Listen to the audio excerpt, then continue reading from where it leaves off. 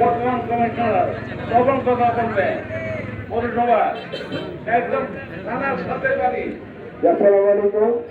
আমরা আসলে এখন নামাজের সময় কথা বলার সময় না, তারপরেও আপনারা যারা এখানে আজকে উপস্থিত হয়েছেন, আলাদা মুখ্যমন্ত্রী দলপুরি সাহেব আপনারা জানেন সোনারগাঁয়ের উন্নয়নের জন্য ব্যাপক ভূমিকা রেখেছেন।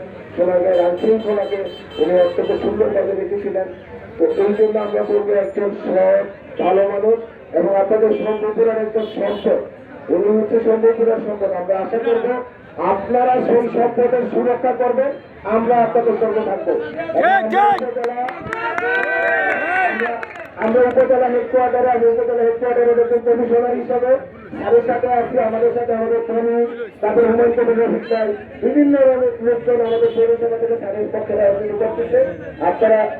আমরা আশা করি আপনারা সেই জোয়ারে ধারকে আবারও শক্তিশালী করে আগামী দিনে এই সোনারগাঁ সিটিগঞ্জ থেকে নির্বাচিত করে নিয়ে আসার চেষ্টা করে আপনাদের ধন্যবাদ আছে। আসসালামু আলাইকুম রহমতুল্লাহ।